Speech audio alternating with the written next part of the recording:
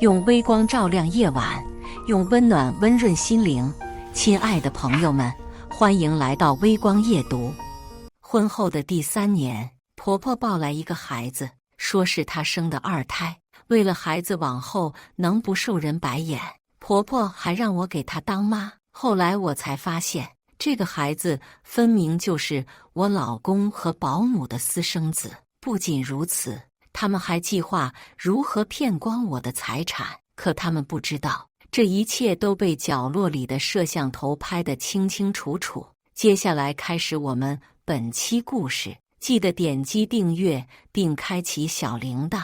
接到婆婆李秀梅打来的电话时，我正在和客户谈项目，看着手机上一个又一个的未接来电，我和客户说了声抱歉，转头去了茶水间接了她的电话。电话里传来婆婆焦急的声音：佳宁，我现在在江市第一人民医院，你赶紧来接我一趟。江鹤这孩子的电话没打通，江鹤是我老公，工作日一般比较忙，没时间接电话都是常态。一听他在医院，我还以为他出什么事了，放下手上的工作，着急忙慌赶了过去。来医院的路上，我就一直在想，怎么过来也不提前说一声。我和江鹤都在江市工作，婆婆则是在老家的县城，以前过来都会提前打个招呼，这次居然来得这么突然，还是在医院。来到医院后，门口的产科2字，我整个人直接懵了一下，接着就看到我的婆婆李秀梅穿着病号服站在病房门口，她手里还抱着一个刚出生的孩子。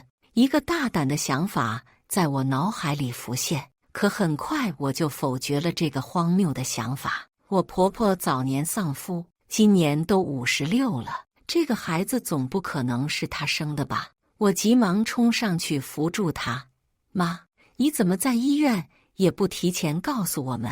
你是生什么病了吗？婆婆把手中电话孩子递给我，笑得谄媚：佳宁，这是我刚生的2胎，还是个儿子，你看看是不是和江鹤小时候长得一模一样？一句话给我 CPU 干烧了。不是，她连什么时候怀的孕我都不知道，怎么突然生了个孩子？更何况她和谁生的？不是，妈，这么大的事你怎么不和我们说一声？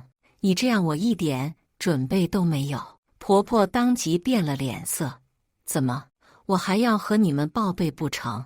要是告诉你们，你们会让我把孩子生下来吗？此时我脑子一片混乱，只能先问清情况。妈，我这也是担心你的身体。再说，爸都走了这么多年了，这孩子你和谁生的？婆婆给我解释道：江鹤他爸走得早，这些年我抚养他长大不容易，身边也没个伴。1年前跳广场舞上，我遇见了王叔叔，我们一见如故，很快便在一起了。这孩子也是意外怀上的，反正你和江鹤也决定丁克，我们家3代单传，你也不忍心看我们家绝后吧，所以我就把这个孩子留下来了，刚好也给江鹤做个伴。我属实是不能理解，江鹤今年都28了，需要一个刚出生的孩子作伴吗？似乎是看出了我的不悦，婆婆又补充道：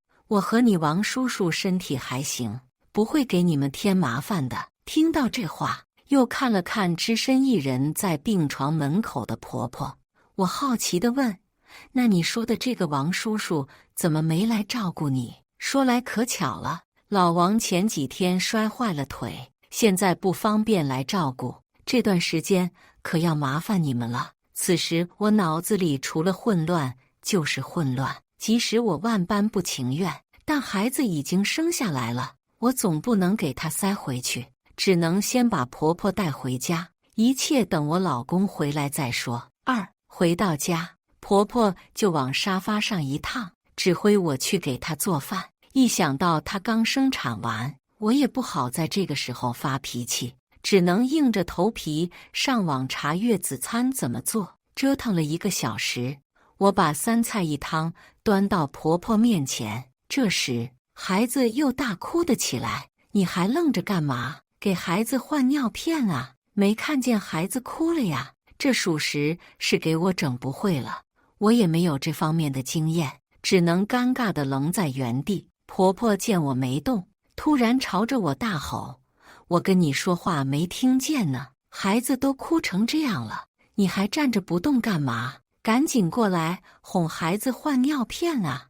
我给你生这么个大胖小子，你还不知足？你知不知道10月怀胎有多辛苦？现在你连孩子都不会哄，将来怎么带孩子？”我满脑子问号，什么叫给我生的大胖小子？我和江鹤是大学就在一起了，不管是谈恋爱还是结婚后，我都明确表示过我要做一个丁克，不生小孩。江鹤也一直尊重我的决定，就连当时的婆婆也是很开明，表示赞同和支持，说她理解我们年轻人的想法。婚后婆婆也是主动回了老家的小县城生活，说不打扰我们的2人世界。我一度以为我的婚姻是很幸福的，有开明的婆婆和爱我的老公。可现在婆婆突然整出个孩子，确实让我手足无措。而且听她的意思，似乎是准备让我们帮忙养孩子了。明明在医院的时候，她还说了不会麻烦我们之类的话。那现在这又是什么意思？不等我回答，婆婆直接把孩子塞我怀里，指挥我去换尿片。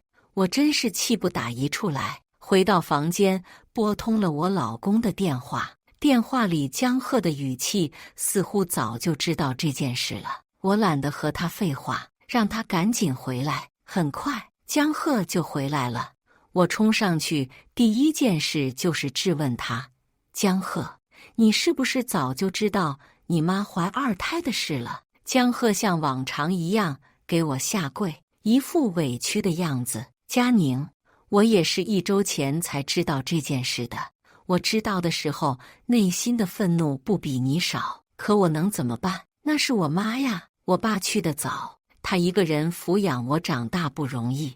我本来是打算今天下班后和你说这件事的，没想到妈的预产期提前了。我今天工作忙，也没接到电话。江鹤不停地给我道歉，我明白这也不是他的错，事情已经发生了，只能打碎了牙往肚子里咽。晚上，江鹤亲自下厨做了4菜1汤，他的心情似乎很好，完全没有了刚才的愧疚。饭菜做好后，他便迫不及待地过去抱起孩子哄，脸上是抑制不住的开心。我在一旁默默地看着这一幕，许久没有出声。我突然想起以前每次和江鹤说丁克的时候，他总是表示尊重我的决定，他也不喜欢小孩，太吵闹。现在看来，他并不是不喜欢小孩，只是故意迁就我罢了。饭桌上，我味如嚼蜡，内心还没完全接受这件事，婆婆却再次对我开口提要求：“佳宁，你也知道我是高龄产妇，没有奶水，回头你给孩子买点奶粉。另外，我刚生产完，身体还比较虚弱，明天你给我请个保姆来照顾我吧。”我瞬间呆愣住，意思是这个孩子以后都由我们来养吗？老公还算有点良心，知道帮我说句话。妈，你突然生个孩子，已经整得我们够麻烦的了。你不是说王叔叔会照顾你吗？现在还要我们花钱请保姆照顾你吗？听到江鹤这么说，婆婆又一如既往地打感情牌，诉说她养大江鹤有多么不容易之类的话。随后，她又把目光看向我：“佳宁，我也不想让你浪费钱，不如你干脆请1个月的假在家里照顾我，伺候我坐月子，顺便练习一下怎么带孩子。现在正是我升职的关键期，我怎么可能请1个月的假在家里伺候她坐月子？”最后，婆婆在我们面前1哭2闹3上吊，没办法，最终还是给她请了个保姆。第二天，我联系了家政公司，一连给婆婆介绍好几个保姆，她都不满意，不是挑这个毛病，就是挑人家那个毛病。直到又过了2天，我刚下班到家，就看见沙发上坐了一个女人。见我回来，婆婆急忙拉着她给我介绍：“佳宁，这是陈春霞，我老家过来的，她刚好来城里找工作，我决定让她来我们家当保姆。”婆婆给我介绍了一下陈春霞的基本情况，她今年38岁，比我老公大了10岁，为人看起来也老实本分。我倒是没有多想，点头同意了。行，妈你自己满意就行，反正也是照顾你对吧？眼见保姆来了，我心想这件事暂时先这样算了，反正婆婆现在也有人照顾了。于是我准备回房间休息休息，谁知道我还没打开房门，又听见了婆婆的叫喊声：“佳宁，你干嘛去？快去做饭啊！”此时我满脸问号，转头质问她：“不是给你请了个保姆了吗？怎么还要我做饭？”没想到婆婆又说了一句惊呆我的话：“春霞过来只照顾孩子，不做饭，不做家务的呀。实在不行，你再请个保姆过来做饭呗。”听到这，我瞬间无语了，反驳道：“她不做家务，不做饭，那就不可能给她开正常保姆的工资。她想要一样的工资，饭菜就必须得做，不然我请她过来干什么？”婆婆突然急了：“那春霞怎么忙得过来？又要照顾孩子，又要照顾产妇，还得去买菜做饭，你让她怎么忙得过来？你要是觉得贵，这个钱我就自己掏腰包。”说完，婆婆就带着陈春霞进了房间，还把门摔得响亮给我看。此时我心里也憋着一股气，我还没生气，她反而给我甩了脸色。今天这个饭谁爱做谁做，反正我是不可能做的。2个小时后，江鹤下班回家了，婆婆也做好了饭菜。江鹤来房间喊我吃饭，我假装睡着不理他，没想到他直接走出了房间。以他对我的了解，不可能不知道我是在装睡，目的就是为了让他哄我。可这次他却不同往日过来抱着我和我道歉，而是直接不管我了。透过门缝，我看见了江鹤还有他妈以及保姆坐在一起吃饭，江鹤怀里还抱着那个孩子，仿佛他们才是一家3口，而我是个外人。这一幕在刺眼的灯光下碍眼得很，可我又只能咽下这份无奈。毕竟江鹤之前对我的好我都看在眼里，总不能因为他妈我就真的和他离婚。第2天，江鹤起了个大早送我上班，一路上还不停地给我道歉，说他昨天晚上以为我睡着了，想让我好好休息一下，并且还带我去吃了一顿丰盛的早餐。一整天下来，不停地给我献殷勤，又是安排人送花，又是安排人送爱心便当的，晚上还接我去吃了一顿烛光晚餐，还给我买了昂贵的奢侈品。看到他这么诚心的份上，我内心的气倒是消了一半。我还以为他是诚心想哄我，怕影响我们俩之间的感情，没想到吃饭时他却提了一个极度无耻的要求：“佳宁，我妈说为了以后孩子的教育问题，父母那一栏写我们俩的名字吧。”呵，我说为什么给我献了1天殷勤？原来是在这等着我。我真的是气笑了，孩子是他妈自己偷摸生的，现在不仅要我们帮忙养孩子，还想把户口定在我们名下，让我给这个孩子当妈，真当我是个大冤种了吗？我当即就拒绝了这个要求。江鹤，孩子是你妈自己要生的，如果硬是要把户口定在我们名下，那我们就只能离婚了。江鹤当然不同意和我离婚，毕竟房子是我爸妈全款买给我们当婚房的，车子也是我们家买的，就连江鹤现在的职位都是我爸托关系给他安排的。江鹤还在不停地和我道歉，还一边打感情牌，一边演苦情戏。佳宁，我也很难受，我们很痛苦，可我真的没有办法。但那是我妈呀，我也没办法。我妈都没有要求我们一定要生孩子，就提了这么一个要求，我怎么能不同意？佳宁，反正你也不打算要孩子，刚好我妈也愿意把孩子的户口给我们，我们就当收养了一个孩子好吗？在江鹤不断的进攻下，最终我败下阵来，同意了这个无耻的要求。毕竟我和江鹤的婚姻本质上是没有问题的，他妈偷偷生了一个孩子也不是他的错。即使我万般不愿意，还是放不下这段感情。本以为这件事就这么结束了，可突然发生的一件事让我察觉了不对劲。周五晚上，我照常下班，却看到保姆在洗手间给我老公洗内裤。陈春霞是家里的保姆，可自从她来了后，除了照顾孩子，她几乎做到了十指不沾阳春水。我能做的，婆婆就会指挥我做；我不能做的，婆婆就算是亲自动手，也不会让陈春霞做。她除了照顾孩子，什么都不做。此刻居然在给我老公洗内裤，就算她给我老公洗内裤，我也不会误解她和我老公的关系，根本不会往那方面想。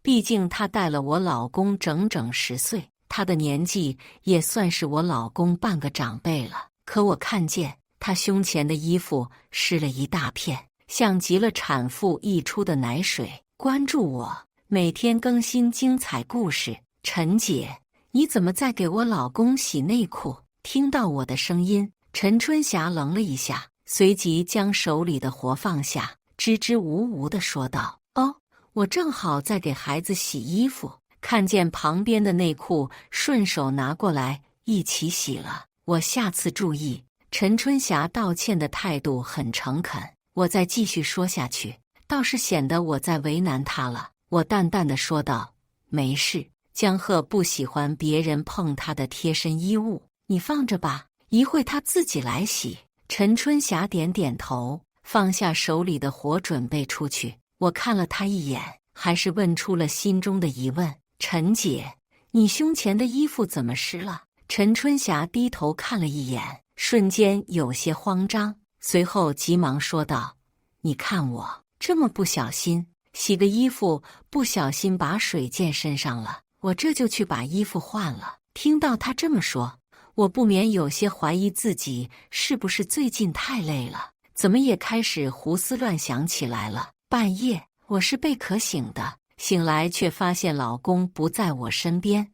我来到厨房想找点水喝，路过客房的时候，刚好碰见江鹤从保姆的房间出来。看见我出来，江鹤脸上的笑容瞬间僵住。“老婆，你怎么出来了？”此时我心中已经有个不好的预感，却还是淡定地问他：“你大半夜不睡觉，去保姆的房间干嘛？”江鹤笑了笑，走上前搂住我：“你想什么呢？刚刚孩子一直哭，我怕吵醒你，所以过来看看。”事实真的是他说的这样吗？回到房间后，江鹤见我不说话，像往常一样哄我：“老婆，你是不是又在瞎想？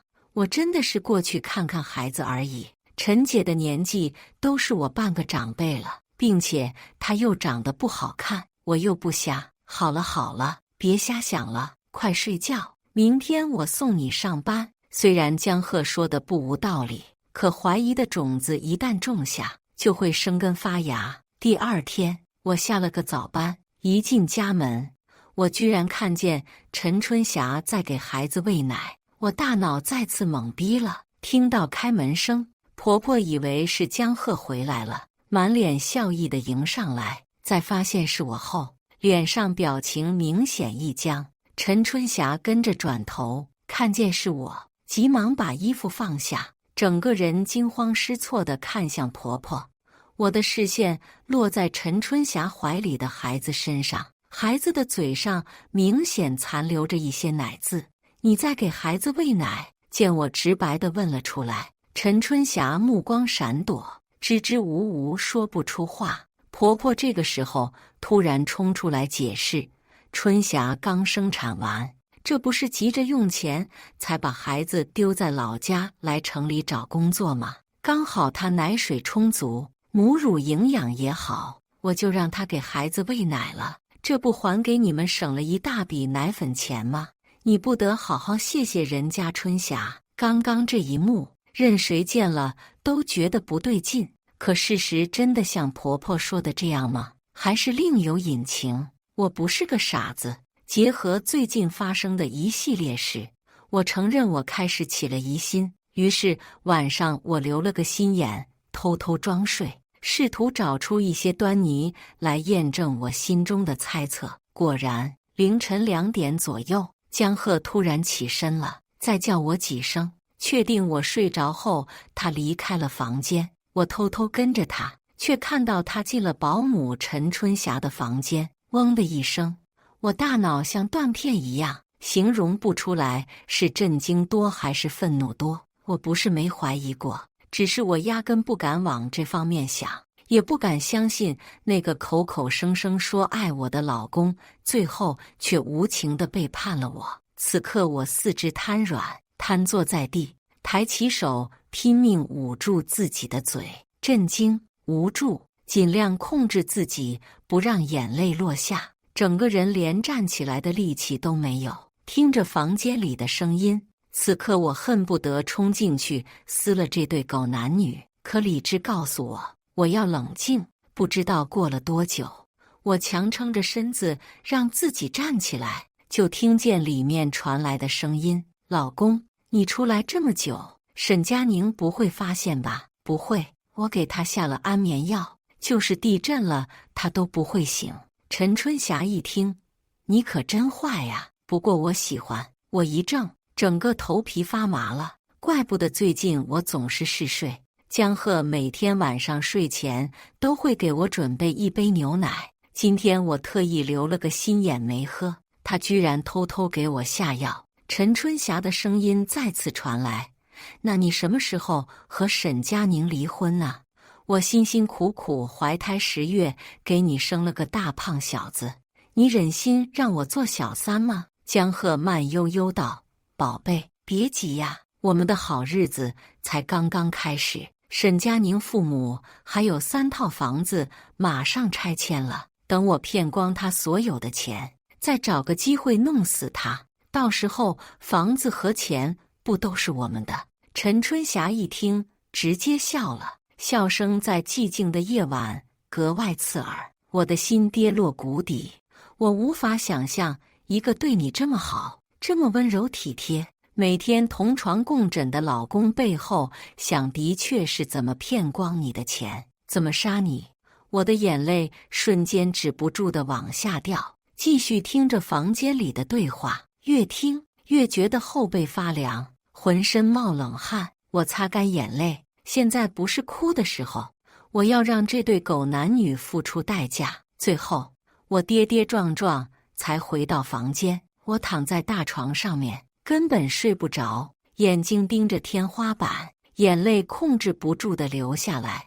我想到刚开始和江鹤在一起的时候，他家里条件不好，是他妈妈一个人抚养他长大，可他从来不会亏待我，大冬天的给我送暖宝宝、煮红糖水，即使没钱也会不停地兼职给我买昂贵的小蛋糕、漂亮的小裙子。我说以后结婚了不生孩子，他就无条件支持我丁克。我爸妈起初不同意我嫁给他，觉得江鹤这个人不诚实，和我在一起一定是另有所图。为了和江鹤在一起，我离家出走3天，才换来我爸妈的同意。最终我爸妈还是舍不得我嫁给江鹤吃苦，给我们全款买了车买了房，还到处拉关系给江鹤安排了一个职位。婚后江鹤一直对我很好，我想要的他都会给我买。他白天工作忙个不停，晚上下了班还要给我做饭、泡脚、打扫、洗衣服。我一直觉得我嫁给他是最正确的选择。现在看来，他处处做到完美，其实就是骗我。实际上，他就是一头披着羊皮的狼。第二天，我开车回了趟父母家，一进门，我妈正在厨房里做饭，我爸看见我在客厅抱怨两句，还知道回来。平时没事也不知道回家吃个饭。我妈瞪了我爸一眼：“你少说两句。”随后看着我：“你这孩子怎么这会回来了？吃饭了吗？江鹤没跟着一起来吗？”我看着我妈年近50就有了白头发，眼眶瞬间就红了。这些年，她和我爸没少为了我的事操心。我哽咽的一把上前抱住她，轻声道：“就是想你们了，回家看看。”我妈是个心思细腻的人，看出了我有心事，拍了拍我的后背：“怎么了这是？哭什么？”我流着眼泪，一个字都说不出来。我不顾父母反对嫁的人，竟然是一个彻头彻尾的骗子，在外面乱搞，出轨对象还是一个带了他10岁的女人，这让我怎么说得出口？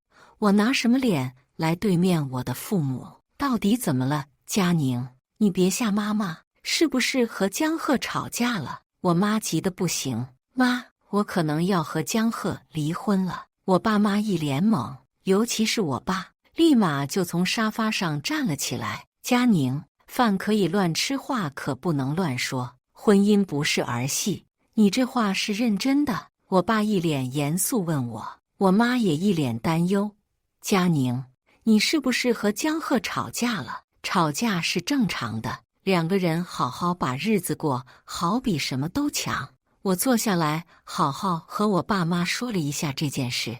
我爸气得一把将杂志拍在桌上：“我早和你说过，江鹤不靠谱，你当初非要嫁给他，这小子真是饿了什么都能吃得下，居然在外面和一个带了他10岁的女人有了孩子，还联合他妈一起骗你，现在就起诉离婚。”我拦住我爸：“爸，现在提离婚，财产得分他一半，说不定到时候还会被他反咬一口。”我妈也气愤地开口：“那难道坐以待毙吗？看着他欺负你吗？”我看着爸妈：“爸妈，你们放心，我有自己的计划，我不会放过他的。佳宁，你想做什么就去做，爸爸妈妈永远支持你，永远是你坚强的后盾。”我扑进我爸怀里大哭：“爸，对不起，是我错了，我当初就应该好好听你的话。”我爸拍了拍我的后背：“佳宁，别哭，先吃饭，没什么过不去的。”我更加坚定了我的计划，至少我是有退路的，即使失去一切，我还有父母的疼爱。从父母家出来，我就开始了我的计划。趁着婆婆和陈春霞出门后，我就在家里各个角落隐秘的位置安装摄像头，然后打电话给江鹤，告诉他我爸重病住院了，这段时间我就不回家了，在医院照顾我爸。江鹤一听，欣然同意，毕竟我一走，他就能正大光明和陈春霞在一起，而我也刚好不用面对江鹤。毕竟现在的家让人感到窒息，家里的人更让人恶心。做完这一切，我坐在电脑前，静静欣赏手机上的监控画面。晚上，陈春霞抱着孩子在客厅喂奶，婆婆则是一脸宠溺地看着她怀里的大孙子。不久，江鹤下班后，婆婆就迫不及待拉着江鹤坐在陈春霞旁边，还不忘一边夸奖：“看我大孙子吃得多好，白白胖胖的。江鹤，你要多关心春霞，多陪陪春霞，她10月怀胎，给你生了个儿子，不容易。”江鹤摸了摸孩子的脸：“妈，我都知道，但佳宁在的时候，我不好表现得太明显，毕竟这事不能让她发现。”婆婆却不以为然，回怼道：“发现了不就发现了，大不了就离婚。她还真当自己是个人物了。要不是当初看她有钱，我怎么会同意你们结婚？又怎么会同意你们丁克？我们家3代单传，这个恶毒女人还想让我们家断子绝孙。江鹤安慰他妈：“妈，你放心，你的好日子在后头呢。等我骗光他所有的钱，到时候让你有享不尽的清福。”陈春霞也跟着附和：“是啊，妈，到时候我再多给江鹤生几个孩子，让你儿孙满堂。”婆婆就喜欢陈春霞说这话，愈发得意地笑着。我坐在电脑前冷哼一声，偷偷保存好所有的证据。这些年，江鹤在我爸的帮助下混得风生水起，身上也存不少钱，少说也有个180万。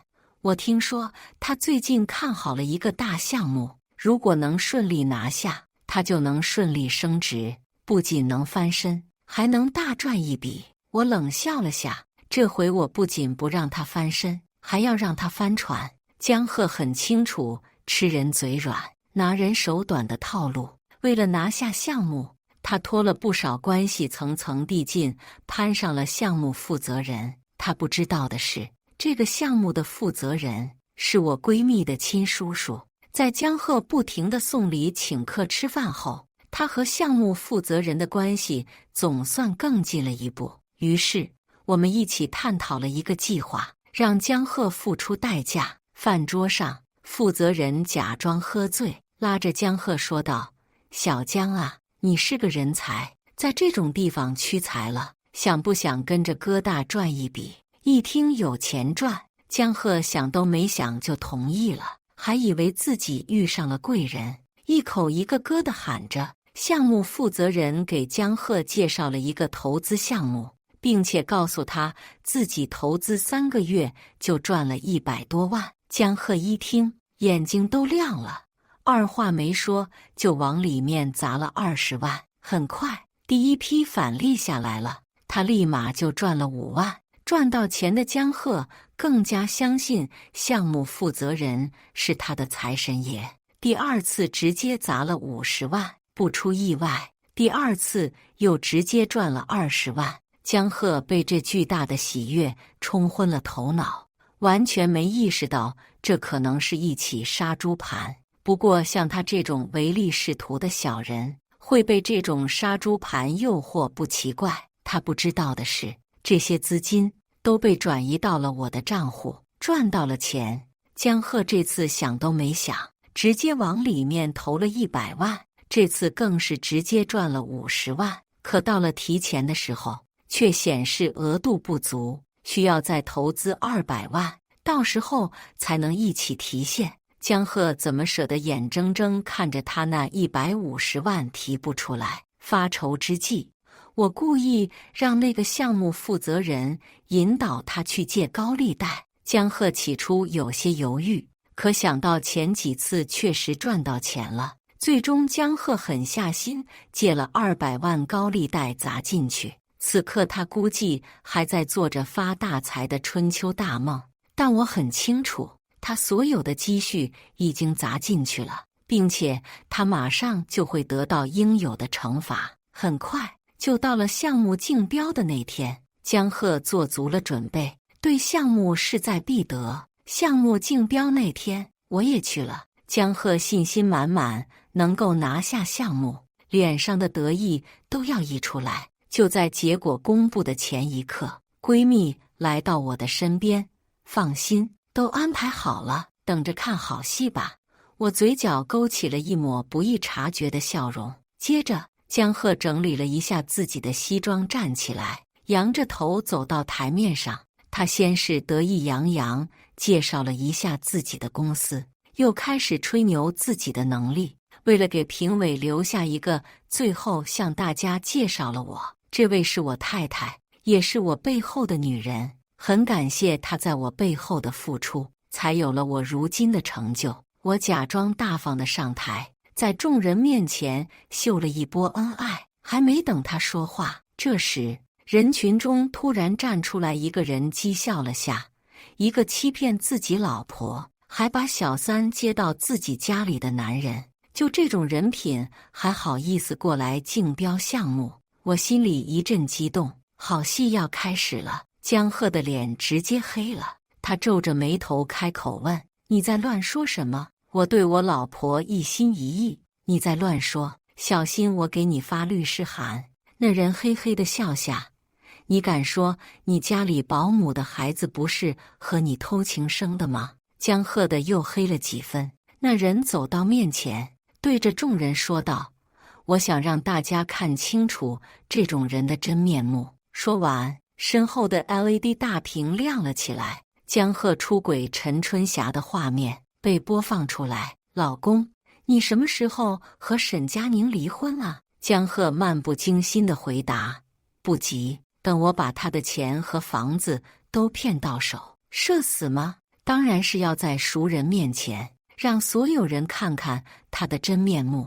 江鹤这种善于伪装的人，就应该被踩在臭水沟里，让他永远翻不了身。一瞬间，舆论哗然，越来越多不堪入目的言语传入大家耳中，所有人都倒吸一口凉气，目光齐刷刷看向江鹤。江鹤气急败坏大吼：“关了！快点给我关了！”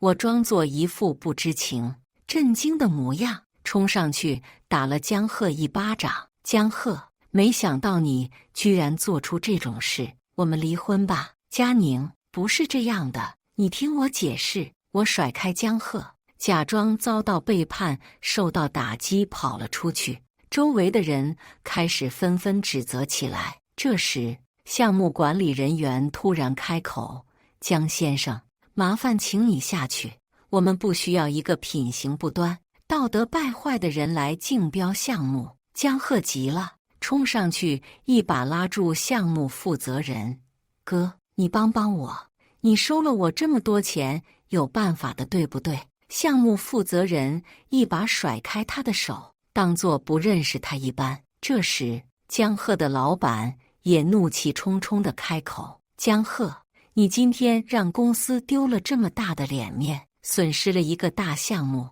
你被开除了。”听到这，江鹤的情绪终于崩溃了，他冲上前抱住老板的大腿：“老板，你不能因为这点小事开除我，我的能力大家都是有目共睹的。”江鹤的老板一脚踢开他：“我最恨不忠不义的人，你真是饿了什么都吃得下，放着这么好的妻子不要，去出轨一个大你这么多的大姐。你今天敢背叛你的妻子，明天就敢为了利益背叛公司，我们公司不需要你这样唯利是图的小人。”说完，老板愤然离去，只给江鹤留下了一个背影。我躲在一旁，偷偷给闺蜜竖了个大拇指。这回江鹤是名誉扫地了，整个行业都知道了他的光荣事迹。眼见时机成熟，我直接向法院诉讼离婚。江鹤出轨在先，法院判了他净身出户，分不到我一分财产。这个结果正好是我想要的。江鹤不知道，更大的打击还在后面。他自以为上次的投资赚了钱，所以哪怕净身出户，他依旧扬起他高傲的头，幻想着大不了东山再起。可当他再次进入那个杀猪盘后，却发财账户里的钱不翼而飞。他这才反应过来自己被骗了。不仅如此，当他气急败坏、失魂落魄回到家后，却发现他妈和陈春霞早就被赶出了家门。他不知道，我早就把房子卖了，并且通知了放贷的人。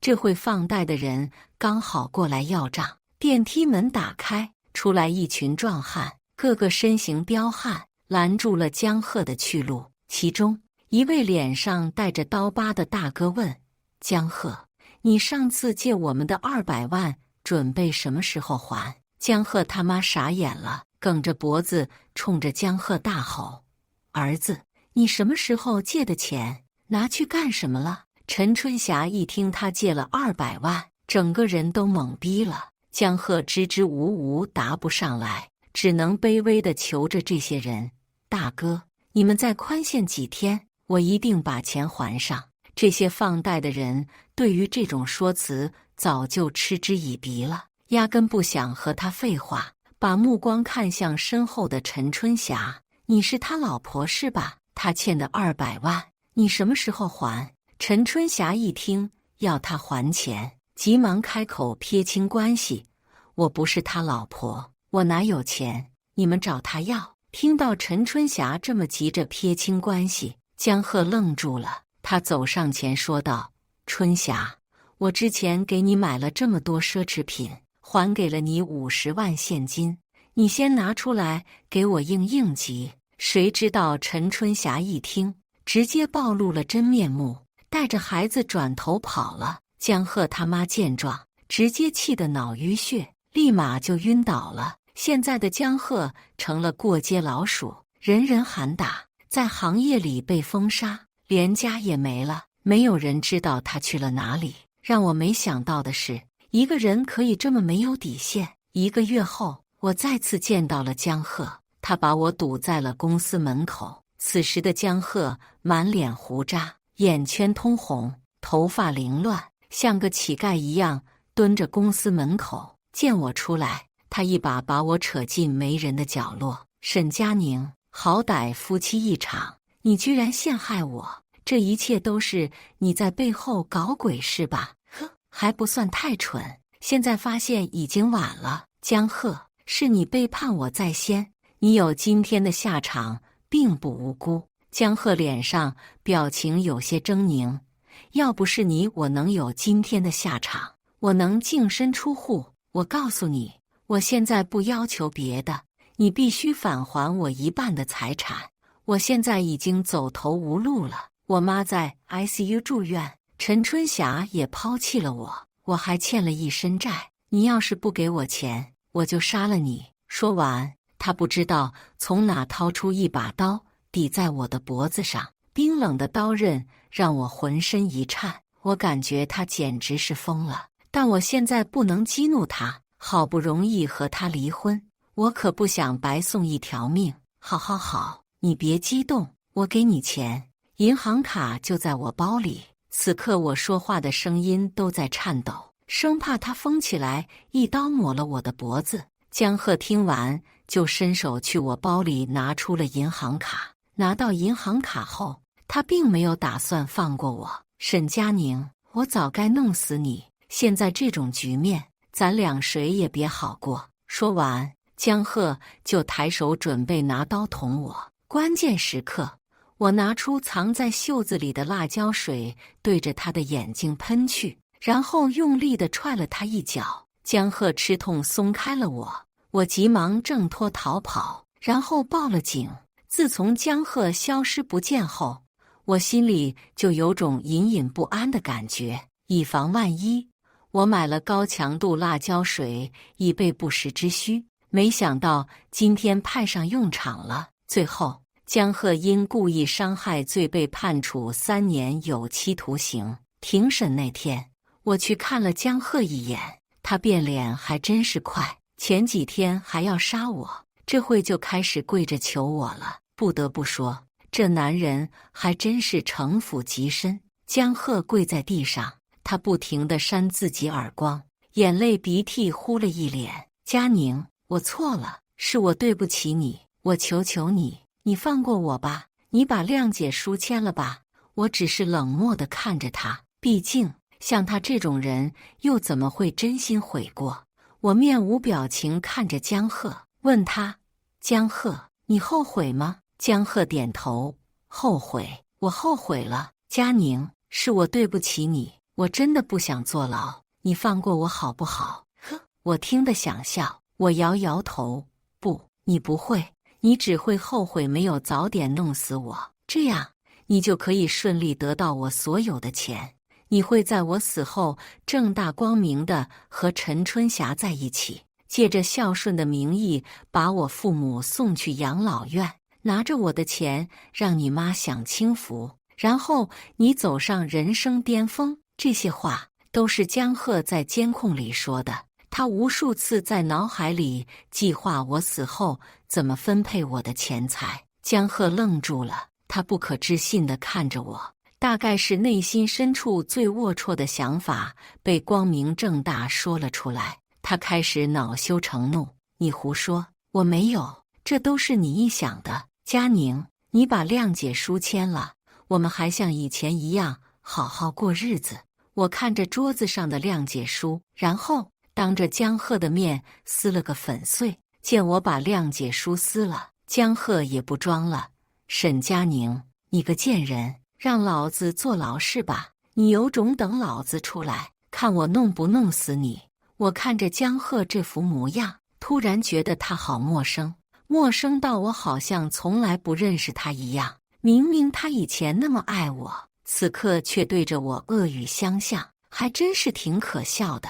我不想和江鹤再多费口舌，从包里拿出了一份报告，递给江鹤。江鹤以为是我改主意了，急忙接过报告，可下一秒他突然崩溃了，嘴里嚷嚷着不可能，这是一份查出江鹤患有无精症的报告，他根本生不出孩子。当初江鹤体检的时候查出无精症，他本来就配不上我，我爸妈也不同意我和他在一起。为了不让他自卑，我藏起了这份报告。于是我编造了无数的谎言，告诉他我不喜欢小孩，我们结婚后不生孩子，以后丁克。我没想到我的善意换来的是无尽的背叛。我看到江鹤的眼睛突然红了，猝不及防的红得有些吓人。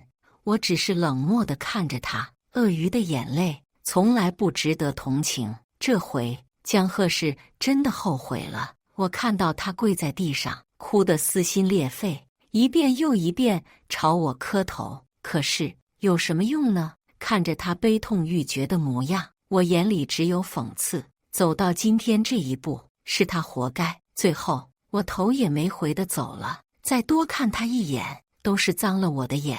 接下来他就好好活在悔恨和痛苦当中吧，而我顺利升职加薪，和父母好好生活在一起，未来的道路都是明媚敞亮的。故事完，接下来是我们本期第2个故事，记得点击订阅并开启小铃铛。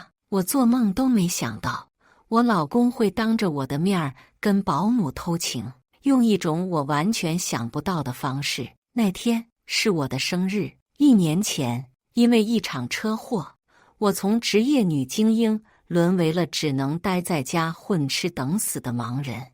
我老公林成为了帮助我尽快走出阴霾，在我30岁生日那天，特地跟他搞乐队的朋友一起为我准备了一场专属演唱会。主唱是我老公，唱的都是那些年我们谈恋爱时共同爱听的歌。他唱的并不好，可那声音里饱含的深情却要比任何优美的歌声都打动我。我很感动，在大家的起哄声中喝得有点多。我记不清我是怎么回家的，只记得我在泡澡的时候摔了一跤，那一跤摔得并不严重，后脑勺磕在浴缸沿子上，起了个大包。可我的眼睛却意外的能看到了，看清浴室摆设的那一刻，我的酒全醒了。第一反应便是将这个好消息告诉林成，可不等我起身，就听到浴室外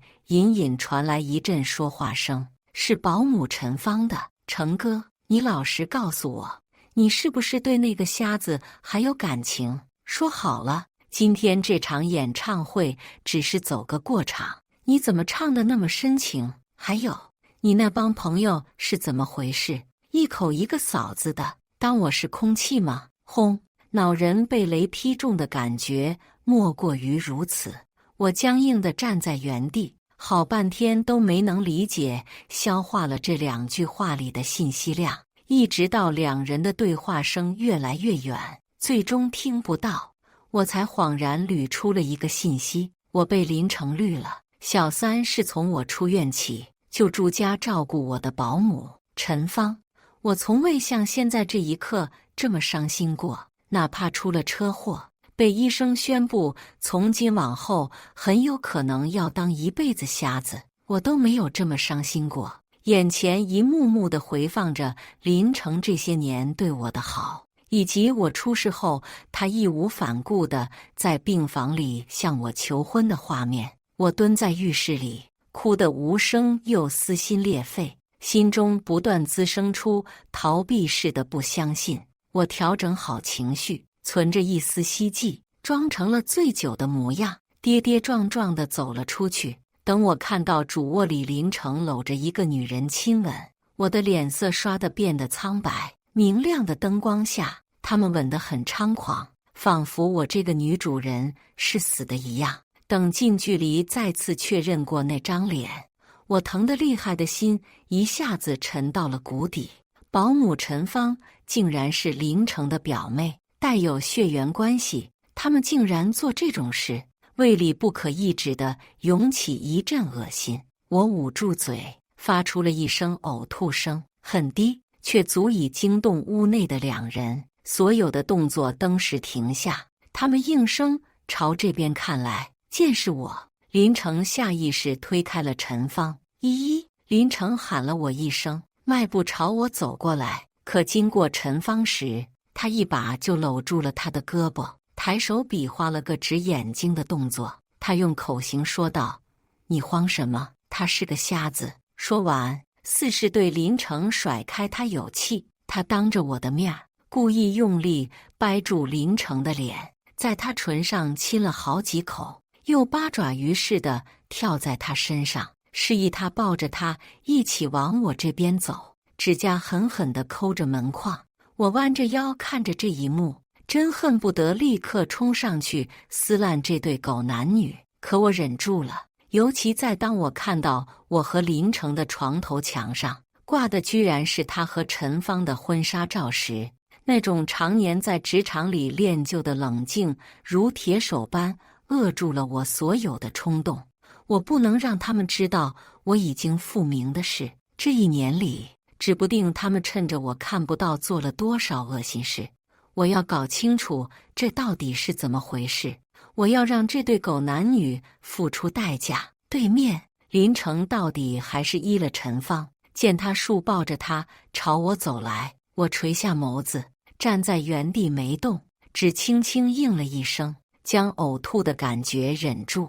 我等林城距离我2步之遥时，一个踉跄就朝他摔了过去。我摔得很突然，照着脚步声传来的方向，专门朝他俩身上摔去。林城脸色一变，反应过来的那一刻，根本没有时间和空间将陈芳放下。千钧一发之际，他担心被我撞破，想都没想，直接用力将陈芳扔了出去。砰的一声巨响，陈芳直接撞到了墙上，顺着墙滑在了地上。我在心里冷笑了一声，稳稳地扑进林城怀里，后怕地攥紧他的胳膊。我惊地问他：“什么声音？”陈芳脸都摔绿了，从地上爬起来，他愤怒地瞪向林城，可看着他为难的模样，他到底还是不情不愿地出声道：“依依姐，是我，小芳，我刚才路过浴室，见你不见了，担心你，跑得急，一不小心摔倒了。”这个陈芳脑子转得很快，是个不可小觑的对手。我心想，嘴上醉意朦胧地应付了他几声。我被林城扶到了床上，本以为我这一险些撞破他们的行为，多少能让他们收敛一些，起码今天不会再有什么动作。可我万万没想到，林城才陪了我不过半个小时，一旁站着伺候我喝水吃药的陈芳就按捺不住了，做出了一件完全震碎我三观的荒唐事。陈芳挑逗了林城，当着我的面儿，一手端着水杯，一手不停地在他身上点火。他动作很轻，没有发出半点声响，可他的脸上却布满了报复我的畅快和追寻刺激的疯狂。到了最后，竟是直接解起扣子来。我躺在床上，看着这一幕，险些控制不住面部表情，露出端倪来。藏在被子里的手用力掐紧，我逼迫自己冷静下来，用眼角的余光逆向了一旁的林城。这一看入目，就是他受不了诱引，起了反应的恶心模样，匆匆将几粒药片塞进我的嘴里。他按住陈芳朝他腿上探过去的脚，语气不稳道：“依依，你喝多了，吃了药早点睡。我工作上还有点事没处理完，得去加会儿班。说完，他不等我回应，便迫不及待地起身，拽着陈芳往外走，边走边装模作样道：“小芳，你也早点回房间休息吧，我看你膝盖好像摔破了，你来，我帮你取点药。”陈芳应了一声，放下水杯往外走的同时，似是想到了什么，突然顿住了脚步，扭头，他恶劣地打量着我，摸出手机，他快速打了行字，用滚屏的方式举在了林城面前。你不觉得当着他的面儿跟我做那种事更带劲吗？等林城看完，他又打了行字，正好今天他喝醉了，又是个瞎子，这么好的机会，你确定不试试？偌大的字体清晰地显示在手机屏幕上，我看得清楚，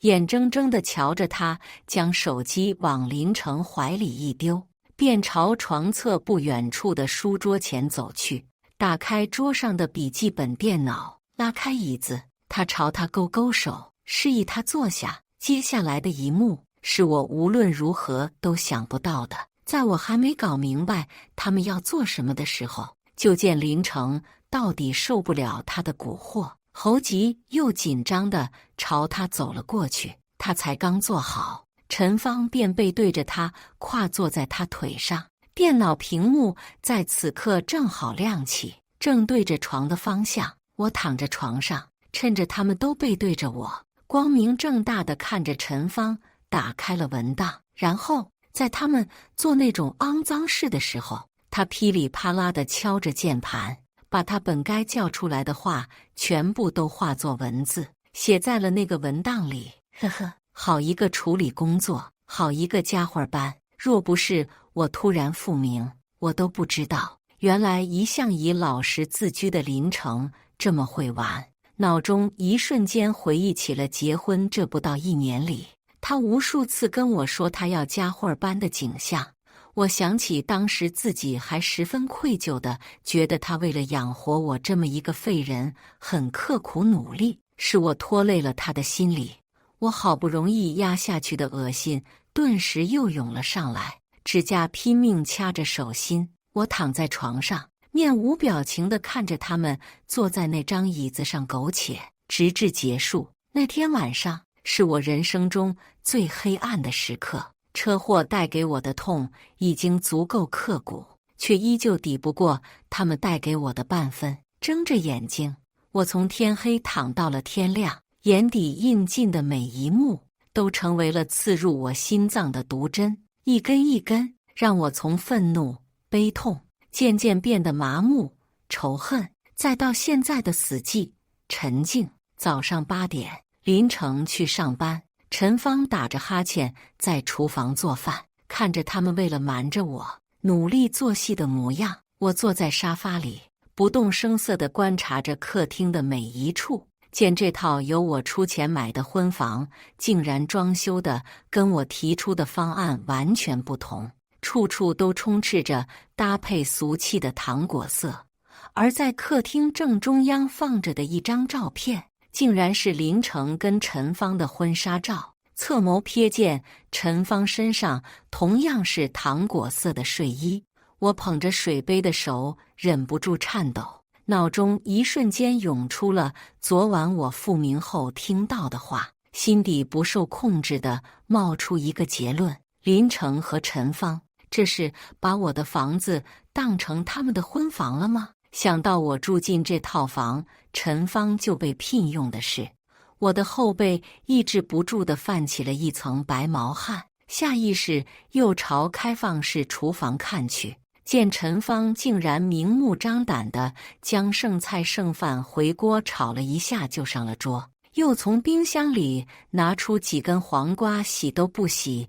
就拍碎了凉拌好，扔进了还沾着油腥的盘子里。我脸色一寒，出声将他喊了过来：小芳，我突然很想吃上次让你给我买的那家生煎包，麻烦你去帮我买2份回来吧。我支走了陈芳，尽管她不情愿，但她身为保姆就得做戏到底。确定她离开小区，我这才得了机会将整个房子都查看一遍，见这套房里果真处处塞满了陈芳的东西，就连我从旧房子那边搬来的属于我的东西都被丢进了杂物间，里面甚至还扔着被划烂的我和林成的婚纱照。我的脸色一下子沉了下去，猜测的结论得到了证实。我回到主卧，盯着那满墙的陈芳生活照，气得浑身止不住的颤抖。尤其在看到两人脸上洋溢出的幸福笑容后，我更是控制不住的想要砸碎这房间里的全部。我记得很清楚，这套房是林成跟我求婚后开始装修的。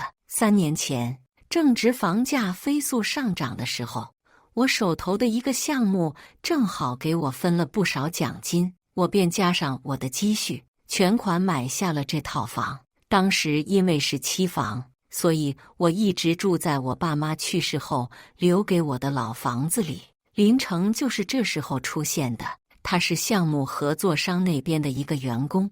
我那段时间跑他们公司跑得勤，一来二去混熟了，他就开始追我，说他对我一见钟情。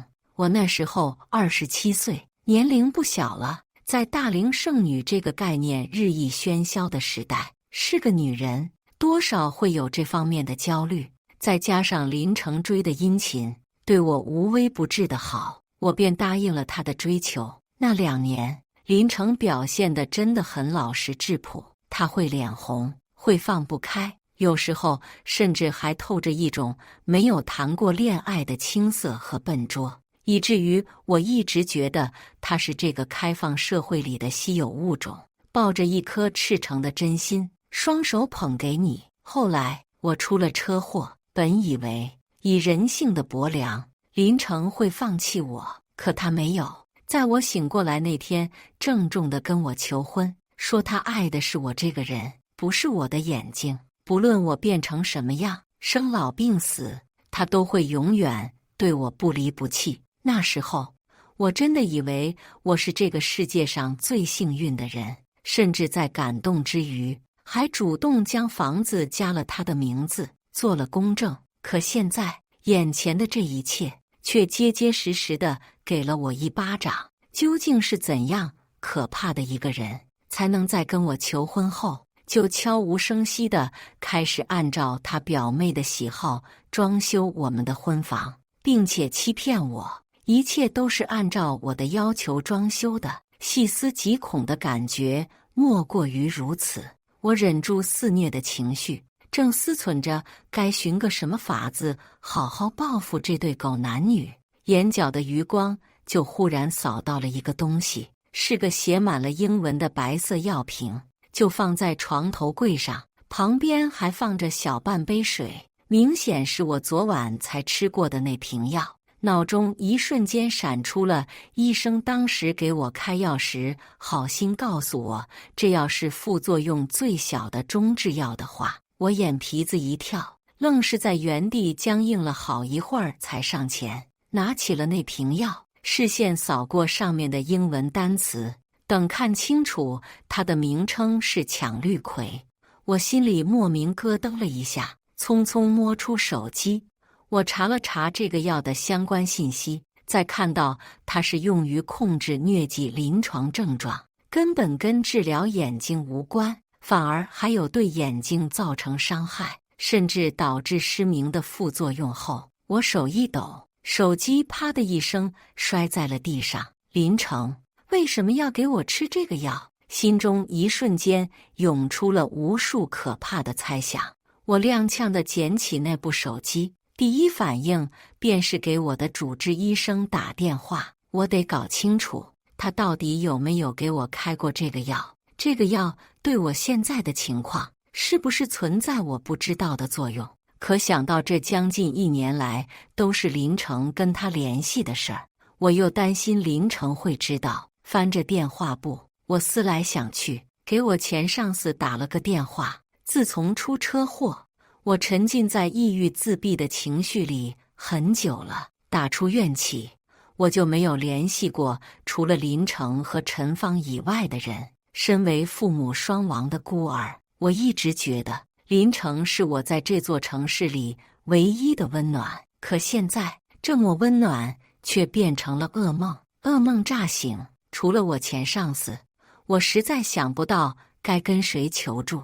当初沉迷工作赚钱，社交圈就那么大，如今脱离社会太久，又被陈芳天天跟着。尽管他今天去买包子得几个小时，但我实在不敢确定这中间会不会出纰漏，只得委托那个向来跟我合作默契、为人稳重仗义的男人。电话拨通，我迟疑道：“江总，有空吗？能帮我查件事吗？”我顿了顿，补充：“很急的事，近1年不联系。”江林渊听到我的声音，显然有些诧异，静默了好几秒，才道：“有空，查什么？”很直截了当，没有丝毫迟疑。我一愣，久不联系又求人办事的那种忐忑感登时消失，感激地弯了下唇。我脑中一瞬间就回想起了我们当初一起并肩作战，在职场上所向披靡，拿下一个又一个项目的场景。江林渊一直都是一个很值得人信赖的人，合作这么多年，他从未让我失望过。沉了沉心，我索性将我复明的事告诉了他，又简明扼要地将我现在的境况说了说。他静静地听着，呼吸明显冷沉了几分，而后不等我拜托他接下来的事，便先我一步道：“我会去医院帮你查那瓶药。”他竟是猜到了我的意图，我眼眶有点热。听到他雷厉风行地安排道：“现在还早，今天足够查出结果，保险起见，我等你单向联系。现在你要想办法避免再吃这种药，并且开始着手留存证据，如果可以，最好多给他们创造说真话的环境。切记不要冲动，冷静下来，沉着面对，有任何需要都可以找我，我会尽全力帮你。”他絮絮叨叨地嘱咐了许多，就像他曾经给我开小会那样。临挂电话，终于停下，顿了顿，道：“沈一，保护好自己。”轻轻的几个字，却像这炎炎夏日里的一阵最沁人的风。我挂了电话，躁郁了一早上的情绪重新归于冷静。这是一场硬仗，我不能未开战就先输给心态。深吸了口气，我把相关手机记录删除，又将药瓶里的白色药片全部换成了维生素片。见小区里还没有陈芳回来的身影，我又用手机将家里的每一处都做了摄像记录，尤其是他们的婚纱照、亲密照，我着重拍了照片，又全部上传到网盘里，再删除手机记录。做完这一切，我再次透过落地窗往小区里看了一眼，这一看入目就是林城开着车将陈芳送回来的景象。烈日炎炎，又是工作日，小区里并没有多少人。陈芳拎着包子，满脸笑容地从副驾驶座上跳下来，朝他晃了晃手中的包子，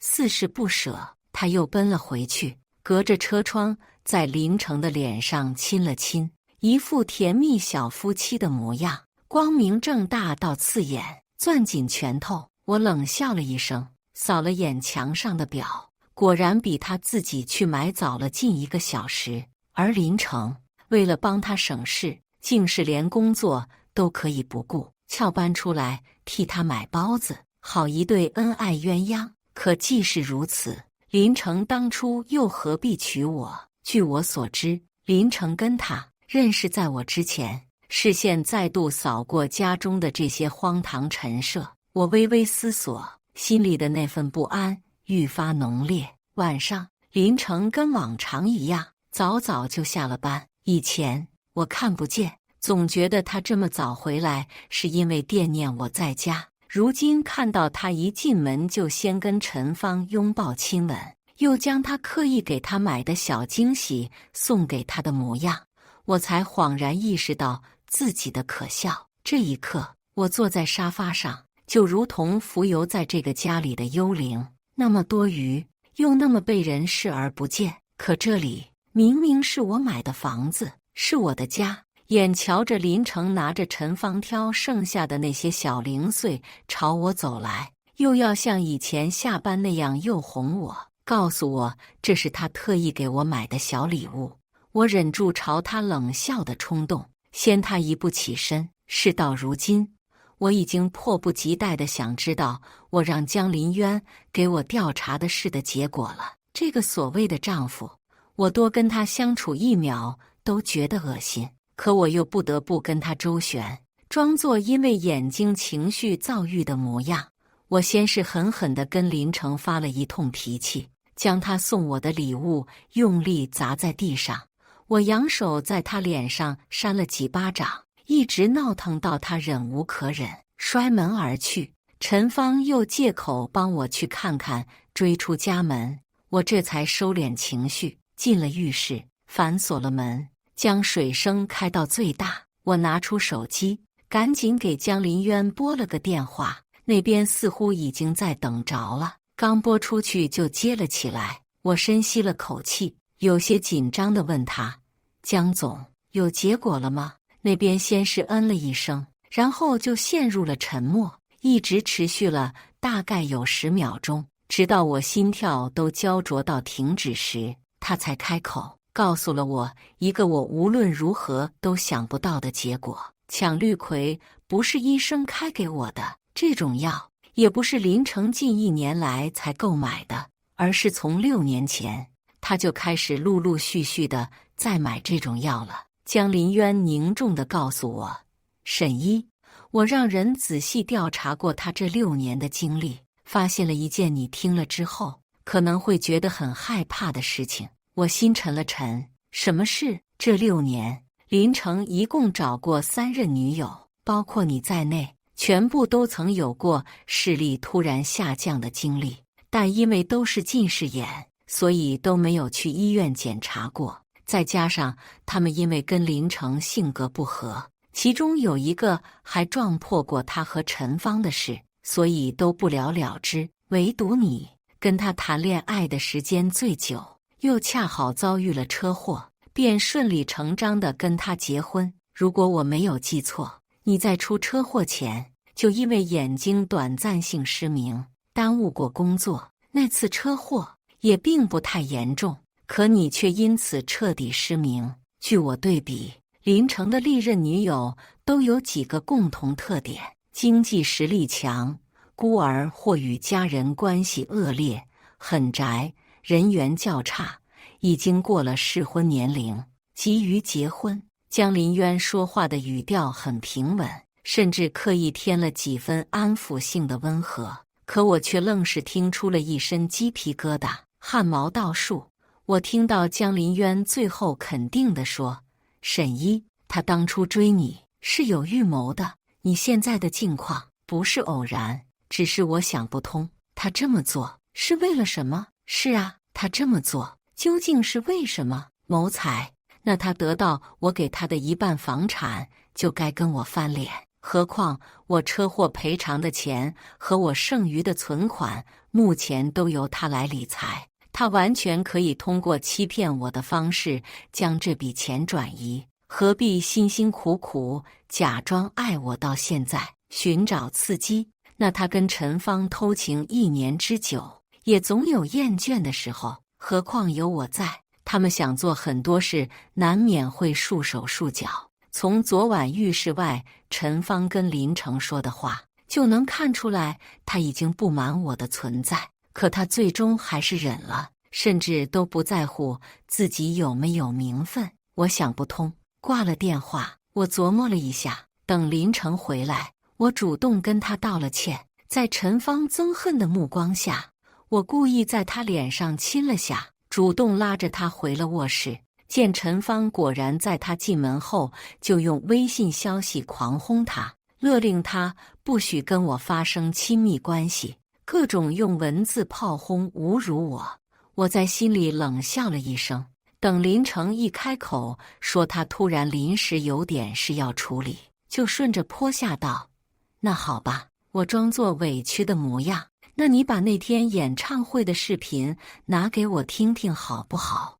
我等你忙完一起睡。演唱会视频在林城手机里，他急于离开卧室应付陈芳，所以毫不犹豫地将视频点开，递进了我手里。似是心虚，又或许是怕我听到什么，他主动又贴心地拿出耳机，插进手机里，戴在了我耳朵上。我正担心他因为听不到外放声音防备我，见他关上卧室门，匆匆离开。我眯了眯眼睛，赶紧摘下一只耳机，一边听着门外的声音，一边将手机页面切换到了微信上。失明的最大好处，大概就是能看到的东西。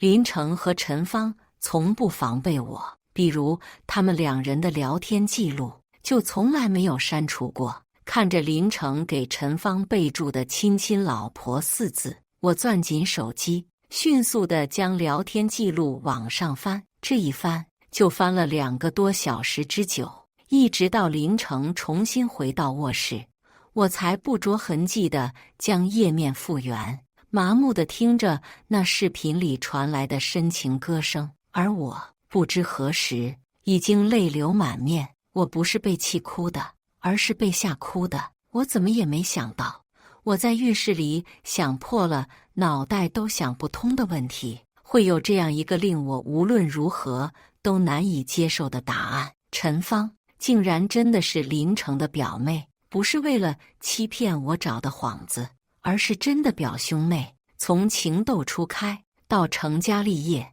两人相恋了整整15年。这期间，为了隐藏他们俩的不伦感情，两人故意跑到了没有人认识他们的大城市，装成了正常情侣生活。后来因为到了适婚年龄，林城家里实在催得紧，再加上他母亲，也就是我婆婆身体不太好，实在想要个孙子，用死逼着他相亲，他这才起了找个女人结婚的心思。可正常女人哪个能容忍得了他跟他表妹有一腿这事儿？何况纸包不住火，他们俩的事迟早得被人撞破。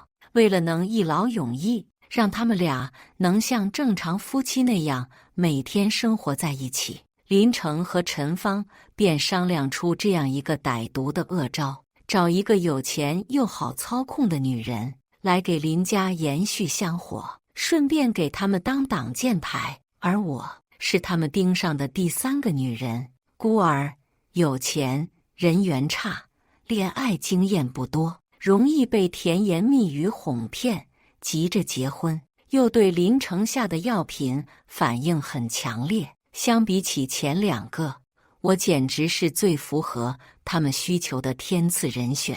林城在调查清楚我的情况后，便迅速向我展开了追求。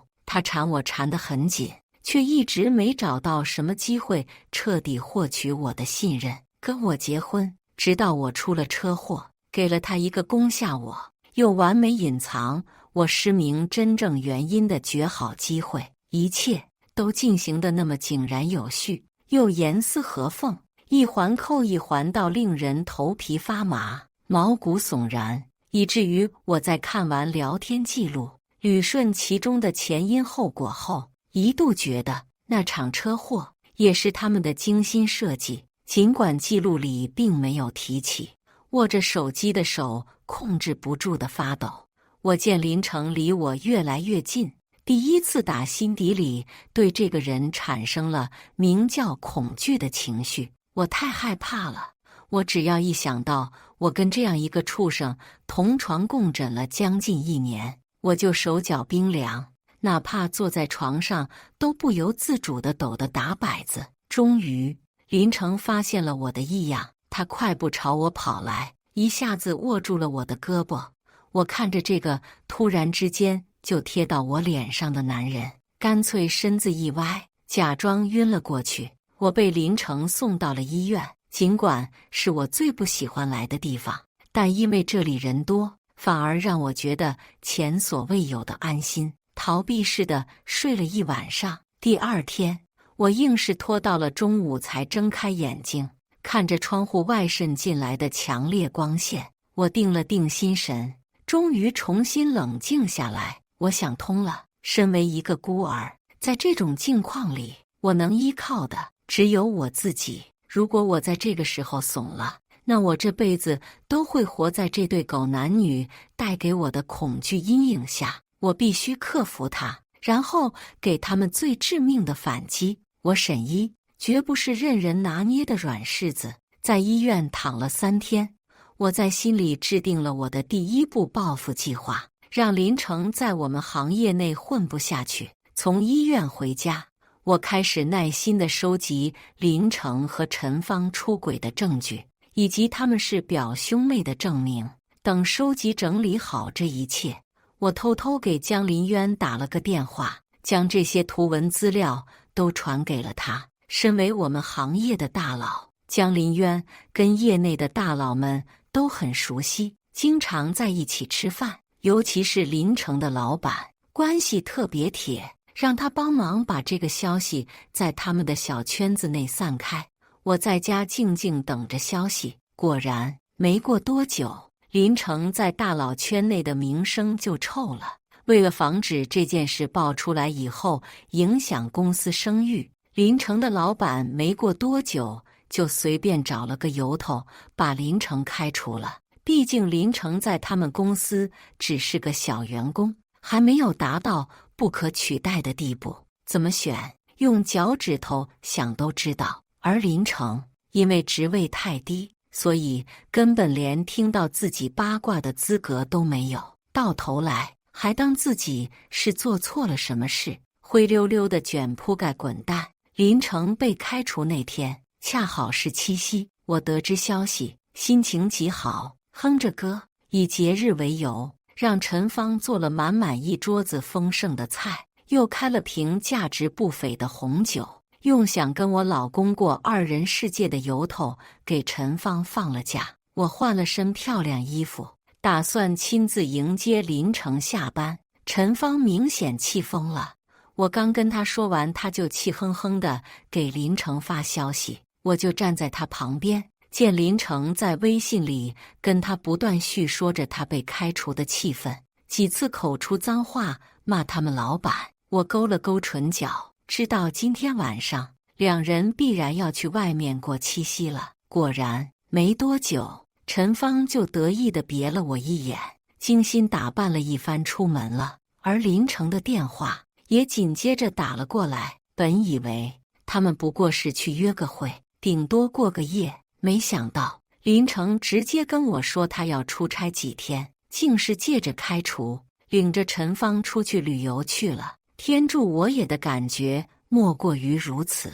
我假装苦恼又委屈的模样，愣是跟他在电话里周旋了好一会儿，才终于让他主动给陈芳也找了个借口，让我得以合情合理的一个人在家里生活一段时间。挂了电话，我整个人简直如同走出牢笼般轻松快乐。将门反锁，我给自己倒了杯红酒，翻着陈芳的朋友圈，确定他们已经赶往了机场。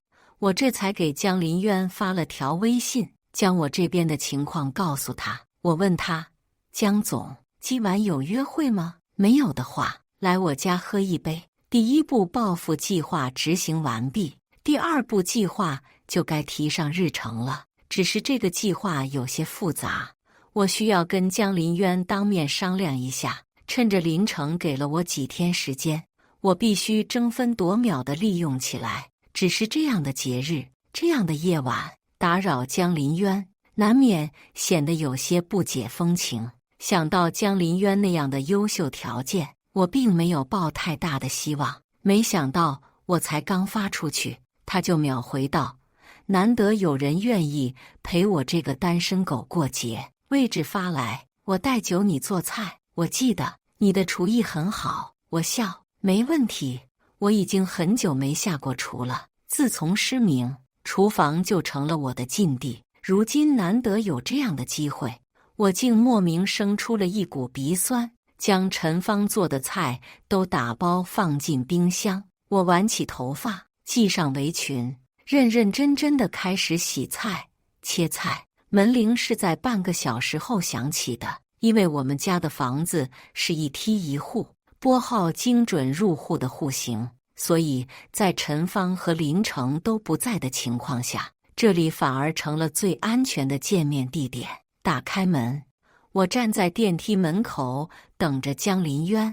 等电梯打开的那一瞬间，我看着这个昔日里一起并肩作战的战友，眼眶忍不住红了。将近1年没见了，他还是高高帅帅的，除了换了个发型，似乎都没什么变化。可我的人生却在短短时间内经历了那么多的跌宕起伏。四目相对，他显然也在打量我，迎上我情绪涌动的双眸，他眸光沉了沉，忽地朝我扬起一个大大的笑容，缓缓朝我张开了手臂。好久不见，沈一。顿了顿，他又道：欢迎回归，沈一。我一怔，一直努力克制的眼泪突然汹涌，迈步，我重重地抱住了他，眼泪更汹涌了。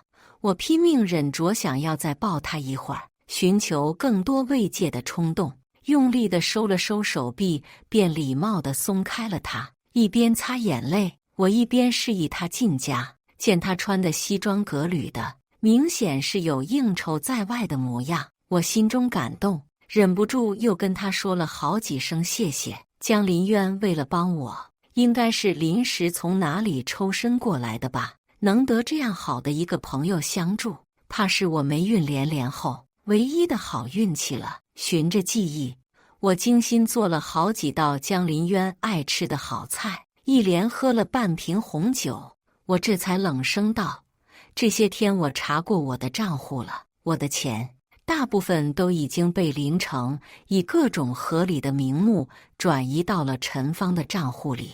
按照正常情况，陈芳拿到这笔钱一定已经花出去不少，毕竟他衣柜里的名牌可不少。可我在查陈芳手机时，却发现他手里的钱不减反增了，翻了足有1倍之多。更有意思的是，这件事他并没有告诉林成，反而总是跟林成哭穷，说存款越来越少了。江林渊凝神：你的意思是陈芳想独吞这笔钱，并且另外有来钱的渠道？对，我点头。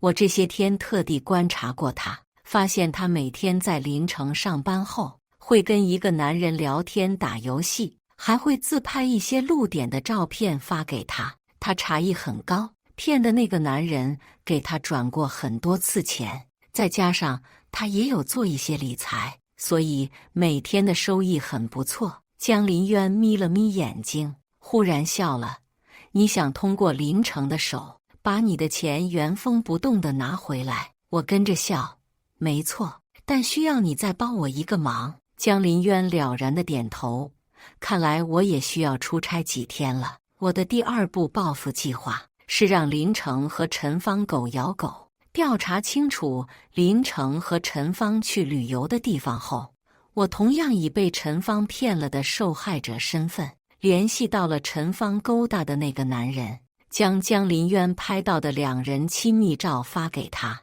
我又把他们住的酒店地址发给了他。身为一个给陈芳投资了很多钱，却还没来得及跟他见面的受害者，他比我想象的还要愤怒。在我的煽动下，他在第2天就做了件特别狠的事，他直接飞到了陈芳旅游的地方，入住了那家酒店，订了最豪华的总统套房，然后装作看到陈芳的朋友圈定位深情追爱的模样，约陈芳去他的房间。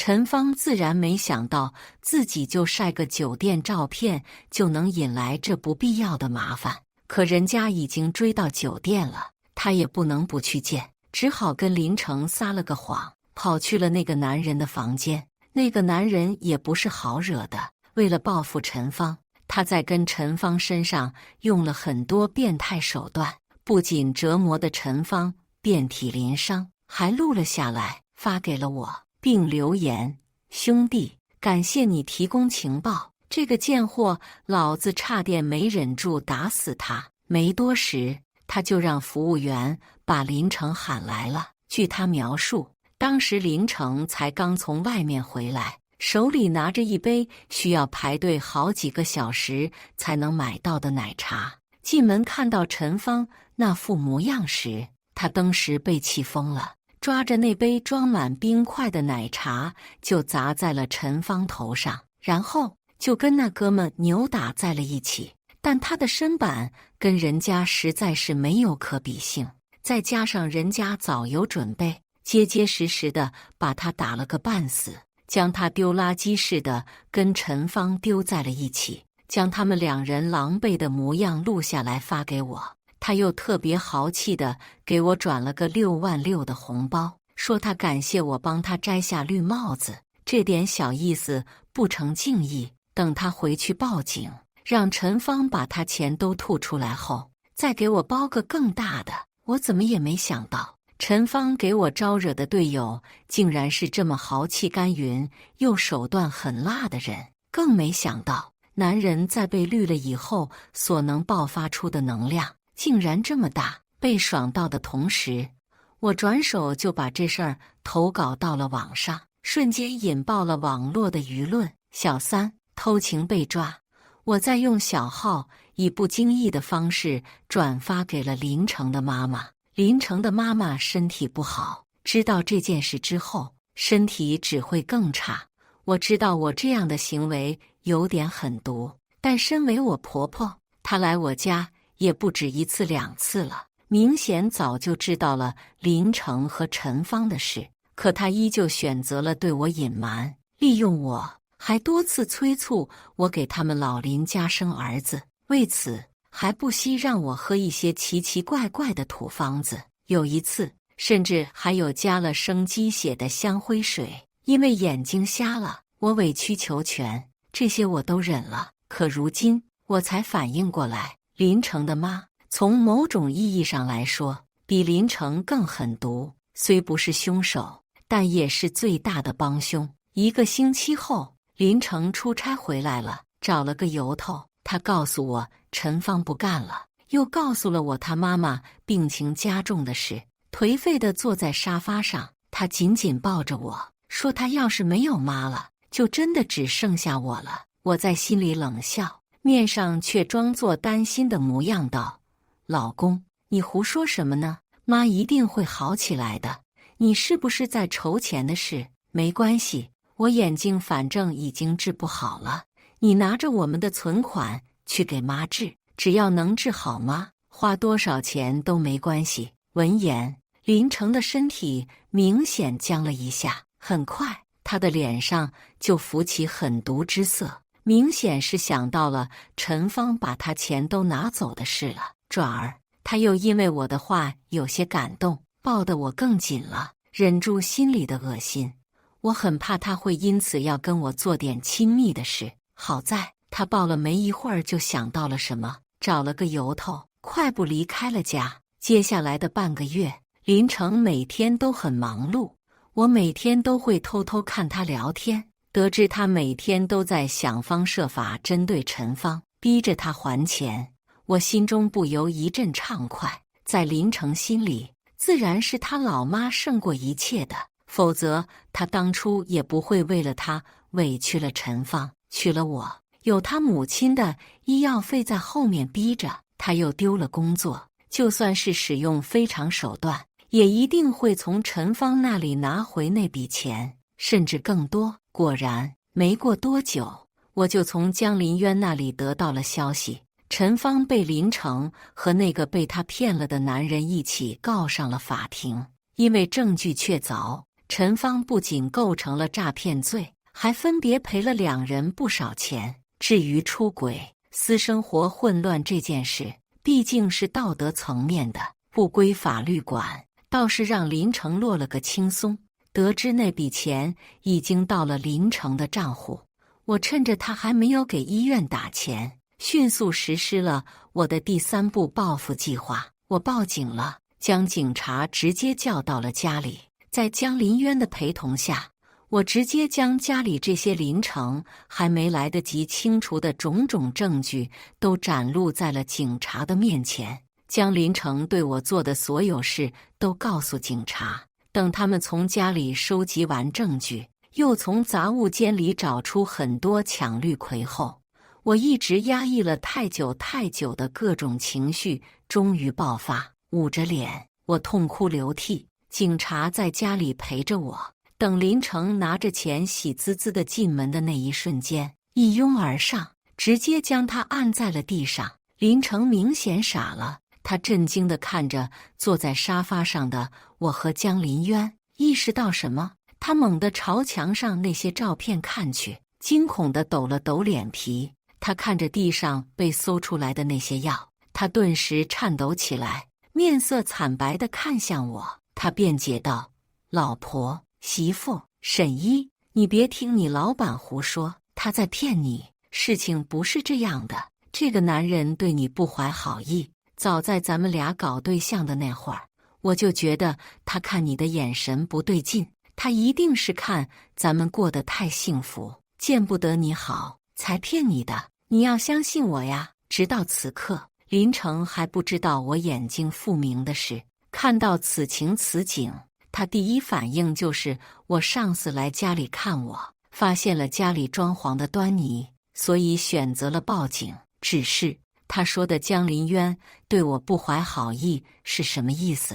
没有搭理他，我依旧捂着脸宣泄着我的情绪，任由警察将林成带走。临走前，林成还在大喊着让我相信他，让我想办法把他从局子里捞出来，一直哭了好几个小时，我这才平息了情绪。在江林渊的陪同下，我去了警察局一趟，因为林成被刑拘，他身上的相关东西都被搜了出来。我拿到他的银行卡，顺利地把钱都转回了我的卡上，而他手机里没来及删除的各种记录，都变成了帮他量刑的证据。夏末，我在打赢离婚官司后，再次见到了林成，那是在他判刑的法庭上。这么久了，他家里人一直在帮他给我做工作，他们拒不承认给我下毒的事，还将他跟陈芳的事都推在了陈芳的头上，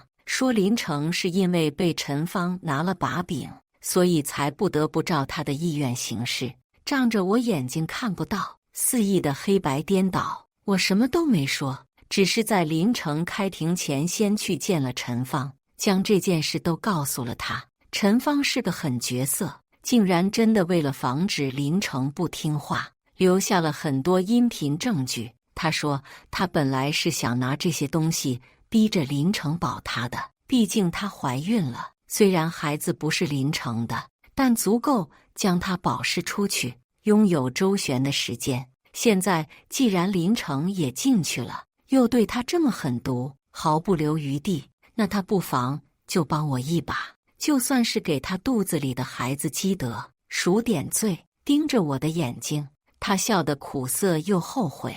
我早就知道你是个狠角色，当初第一次见你，是我去林成公司找他的时候，当时你正在给他们开项目小组会，你站在那里意气风发，眉眼中处处透着张扬与狠烈。我那时候就知道你不好招惹，为此劝过林成很多次，可他就是不信邪。恭喜你，依依姐。眼睛里重新有了当初的光亮。带着陈芳提供的证据和期许，我出席了法庭。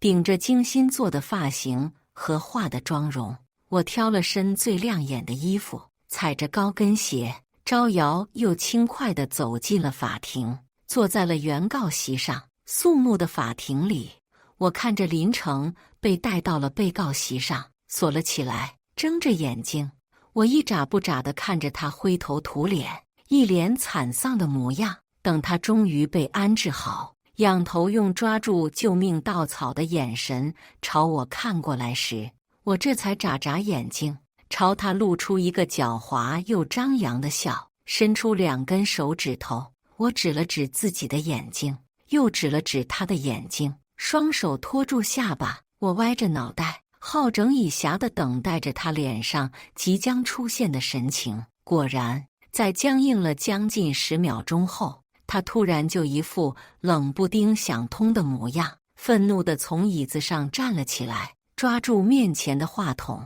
他第一反应就想朝我砸过来，眼底泛着猩红。他狰狞着脸，嘶吼道：“沈一，你能看到？你早就能看到了，对不对？杀了你！我要杀了你！你这个卑鄙的女人！你故意算计我的是不是？”凶狠的词语一个接着一个从他嘴里蹦出来。法警迅速上前，强行将他压制，可他太愤怒了，竟然直接跟法警动起手来。我挑挑眉，看向律师，律师顿时道：“根据刑法第309条规定，有下列扰庭秩序情形之一的，处3年以下有期徒刑、拘役、管制或罚金。”听到他现在的行为有可能会让他罪上加罪，他一下子顿住了动作。下一刻，他看向我的眼神更凶狠起来。可他到底还残留着一丝理智，竟然乖乖地坐回了座位。然后在他的律师为他辩护的时候，改了口风，一口咬定下毒的事情是陈芳主导的，他是受了他的威胁才不得不包庇他。他承认他出轨了，但他也是受害者，是迫不得已的。说完，他狠毒又挑衅地看了我一眼，一副等老子出狱就弄死你的表情。我冷笑，在他紧盯着我的视线中，淡定地将陈芳那份证据提交给了法官。6年来，两人密谋害人的录音接连被播出。林成狠毒又缜密的声音不断回响在法庭里，让陪审团一阵惊恐唏嘘。音频我并没有提前听过，此时听到林成跟陈芳说要想办法制造一起事故，让我的失明合理化的声音，我顿时想到了我之前的猜测。而后我就听到陈芳问他，万一控制不好，他死了怎么办？我屏住呼吸，就听到林成回道：“那就只能怪他命不好，该死呗。放心，我不会让他那么轻易死的。下半辈子，咱们还指着他的钱过好日子呢。”陪审团惊恐的唏嘘声轰然攀到了顶峰。我冷厉地盯着林成，猛地就想起了我出车祸那天的事。我记得很清楚，那天是个周末，因为我眼睛总是不舒服，已经到了影响工作的地步，所以我特地喊了林成陪我一起去医院。当时林成在听到这事儿后，情绪就有一些不对劲了，明显焦躁了很多。可我因为太难受了，所以根本没有在意。带我去医院的路上，他先是买了瓶水回来，然后就跟我说他朋友给他打电话，临时有点急事要处理，问我能不能先陪他去一趟。我当时见他很急，我的眼睛又拖了不是1天2天了，就答应了。然后他就带着我去了一个老城区，老城区的规划很差，车位很紧张。我们俩好不容易找到个车位后，他这才带着我步行去找他朋友。我记得他朋友住得很偏，他带着我过了很多个马路，也就是在最后一个马路上，我出了事。当时是绿灯变红灯的前几秒，林成拉着我随着人群快速地过马路，也不知道是谁走得急，在车流迅速开动的时候绊了我一脚，紧跟着又挤了我一下，就这么2下，我就撞上了一辆车。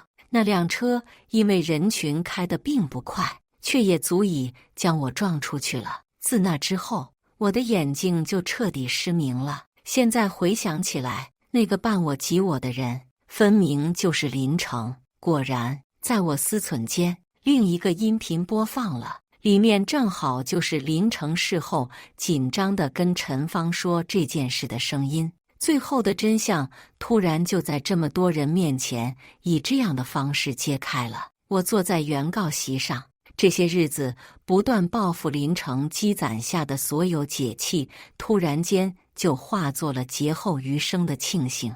在这万丈深渊里，万幸老天爷留给我一条生路，没有让我在那场车祸里丧生。万幸，老天爷让我在浴缸里摔了那么一跤，没有让我继续眼盲心盲下去，否则我真的难以想象那样的人生里，我最终会变成什么样，又是否会被人遗忘。就在那座被2个恶魔铸造的牢笼里，直至死亡。抬眸，我感激地看向了那个坐在陪审团里的男人。明亮的光线下，他今日刻意盛装了一番，剑眉星目，长身玉立，却又显得那么肃穆，那么庄重，仿佛在陪我一起送别那过往的人生，迎接新生。摸出手机，我点开微信，认真地给他编辑了一段话。我说：江林渊，谢谢你，谢谢你在我陷入永夜的时候